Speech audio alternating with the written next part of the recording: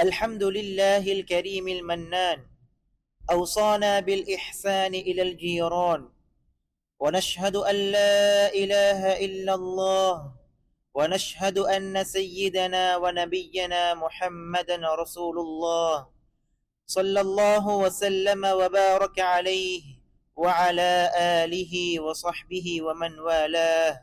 أما بعد، فأوصيكم عباد الله ونفسي بتقوى الله.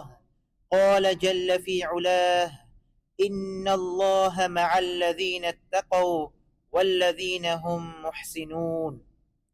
عزیزان گرامی، اصحاب ایمان، ایک عظیم تعلق اور ایک مضبوط بندھن ہے جس کی بنیاد نہ تو خونی رشتے ہے اور نہ ہی کوئی قرابت داری، مگر اللہ تعالی کے نزدیک اس کا مقام بہت بلند ہے۔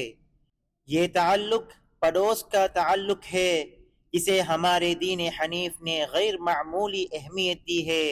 ہمیں اس کی رعایت، اس کے استحکام اور اس کے حقوق کی پاسداری کی پرزور تلقین فرمائی ہے۔ ارشاد باری تعالی ہے: وَاعْبُدُوا اللَّهَ وَلَا تُشْرِكُوا بِهِ شَيْئًا وَبِالْوَالِدَيْنِ إِحْسَانًا وَبِذِي الْقُرْبَى وَالْيَتَامَى وَالْمَسَاكِينِ وَالْجَارِ ذِي الْقُرْبَى وَالْجَارِ الْجُنُبِ، اور اللہ ہی کی عبادت کرو اور اس کے ساتھ کسی چیز کو شریک نہ بناؤ، اور ماں باپ اور قرابت والوں اور یتیموں اور محتاجوں اور رشتہ دار ہمسایوں اور اجنبی ہمسایوں سب کے ساتھ احسان کرو۔ غور کیجئے، رب کریم نے ماں باپ اور پھر قریبی رشتہ داروں کے ساتھ حسن سلوک کا جو حکم دیا تو اسی تسلسل میں پڑوسی کے ساتھ نیکی کا حکم بھی جوڑا، تاکہ اس تعلق کی عظیم قدر و منزلت نمایاں ہو۔ اور کیسی نہ ہو جبکہ پڑوسی ہی ہمسایگی اور معاشرت میں آپ کے سب سے قریب بسنے والا ہے اور روزمرہ کی زندگی میں سب سے زیادہ آپ سے میل جول رکھتا ہے۔ چنانچہ اس میں کوئی تعجب کی بات نہیں کہ پڑوسی کے ساتھ حسن سلوک کرنا ایمان کی تکمیل کا ذریعہ ہے۔ نبی کریم صاحب خلق عظیم صلی اللہ علیہ وسلم نے فرمایا: وَأَحْسِنْ إِلَى جَارِكَ تَكُنْ مُؤْمِنًا، اپنے پڑوسی کے ساتھ بلائی کرو، مؤمن بن جاؤ گے۔ اس کے برعکس جو شخص اپنے پڑوسی کو ایذا پہنچاتا ہے تو یہ اس کے ایمان کی کمزوری کی علامت ہے۔ نبی کریم صلی اللہ علیہ وسلم نے سخت ترین قسموں کے ساتھ فرمایا: واللہ لا یؤمن، واللہ لا یؤمن، واللہ لا یؤمن، اللہ کی قسم وہ مؤمن نہیں، اللہ کی قسم وہ مؤمن نہیں، اللہ کی قسم وہ مؤمن نہیں۔ پوچھا گیا: یا رسول اللہ صلی اللہ علیہ وسلم، کون؟ فرمایا: الذی لا یأمن جارہ بوائقہ، وہ شخص جس کی شرارتوں سے اس کا پڑوسی محفوظ نہ ہو۔ عرض کیا گیا: یا رسول اللہ صلی اللہ علیہ وسلم، شرارتوں سے کیا مراد ہے؟ فرمایا: شرہ، اس کا شر۔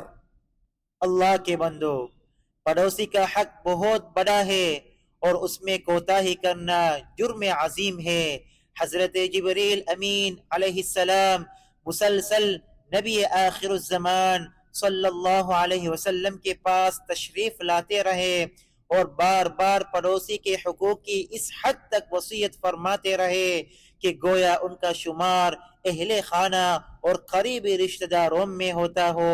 آپ صلی اللہ علیہ وسلم نے فرمایا: ما زال جبریل یوصینی بالجار حتی ظننت انہ سیورث، جبریل مجھے مسلسل پڑوسی کے ساتھ حسن سلوک کی تلقین کرتے رہے یہاں تک کہ مجھے خیال ہونے لگا کہ وہ اسے وارث بھی قرار دے دیں گے۔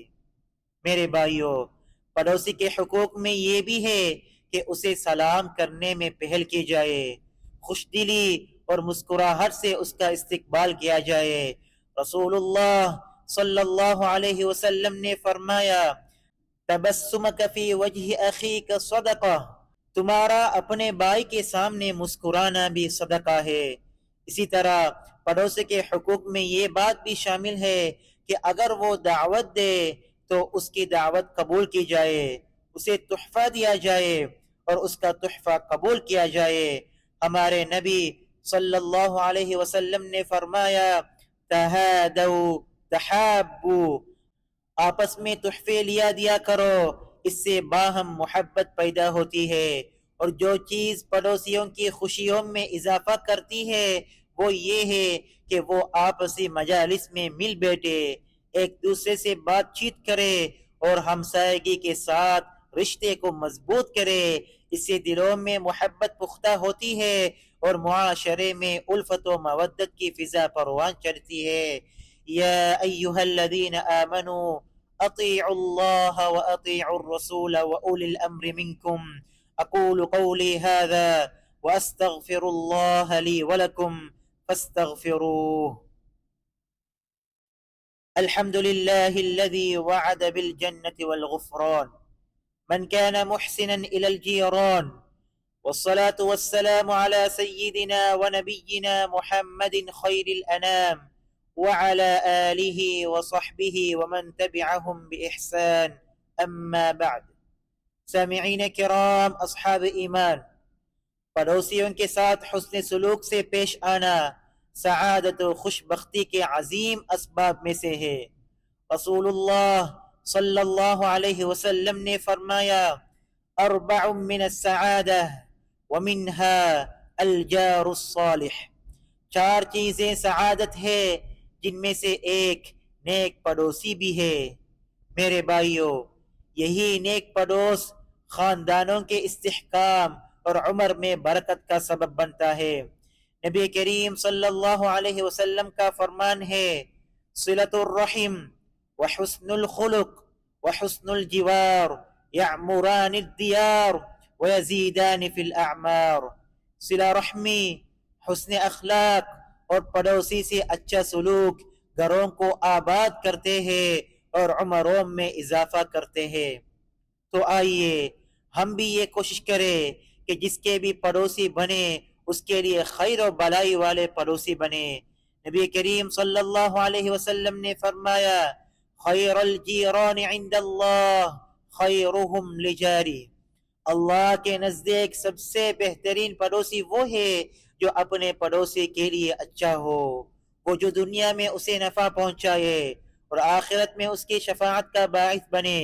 نبی اکرم صلی اللہ علیہ وسلم نے فرمایا ما من مسلم يموت فيشهد له أربعة من جيرانه الأدنين أنهم لا يعلمون عنه إلا خيرا إلا قال الله عز وجل قد قبلت علمكم فيه وغفرت له ما لا تعلمون۔ جو بھی مسلمان فوت ہو جائے اور اس کے چار قریبی پڑوسی گواہی دے دے کہ انہوں نے اس میں سوائے بلائی کے کچھ نہیں دیکھا تو اللہ تعالی فرماتا ہے میں نے اس کے متعلق تمہارے علم کو قبول کر لیا اور جو تم نہیں جانتے اسے معاف کر دیا۔ تو بتائیے اس شخص سے بڑھ کر کون خوش نصیب ہو سکتا ہے جو اپنے پڑوسی کے ساتھ حسن سلوک سے پیش آئے تو اس کے گناہ معاف کر دیے جائے اور اس کا رب اس سے محبت کرنے لگے۔ نبی کریم صلی اللہ علیہ وسلم نے فرمایا ان احببتم ان یحبکم اللہ ورسولہ فاحسنوا جوار من جاورکم، اگر تم پسند کرتے ہو کہ اللہ اور اس کے رسول تم سے محبت کرے تو اپنے پڑوسی کے ساتھ حسن سلوک سے پیش آؤ۔ هذا وصلوا وسلموا على نبيكم وحبيبكم اللهم صل وسلم وبارك على سيدنا ونبينا محمد وعلى آله وصحبه والتابعين، وارض اللهم عن أبي بكر وعمر وعثمان وعلي وعن سائر الصحابة الأكرمين، اللهم اجعلنا بك مؤمنين ولك عابدين وإليك منيبين ولجيراننا محسنين وبوالدينا بارين وارحمهم كما ربونا صغارا يا أرحم الراحمين، اللهم اغفر لكل من وقف لك وقفا ابتغاء مرضاتك وطلبا لجناتك. اللهم أدم على دولة الإمارات الاستقرار والرقي والازدهار، وأتم اللهم العافية علينا، وبارك لنا في أرزاقنا وأزواجنا وذرياتنا. اللهم وفق رئيس الدولة الشيخ محمد بن زايد ونوابه وولي عهده الأمين، والشيخ محمد بن راشد وولي عهده ونوابه وإخوانه حكام الإمارات وأولياء عهودهم لكل خير. اللهم ارحم الشيخ زايد والشيخ راشد والقادة المؤسسين والشيخ مكتوم والشيخ خليفة بن زايد والشيخ حمدان وشيوخ الإمارات الذين انتقلوا إلى رحمتك، وأدخلهم بفضلك فسيح جناتك، واشمل شهداء الوطن برحمتك وغفرانك. عباد الله، اذكروا الله العظيم الجليل يذكركم، واشكروه على نعمه يزدكم، وأقم الصلاة.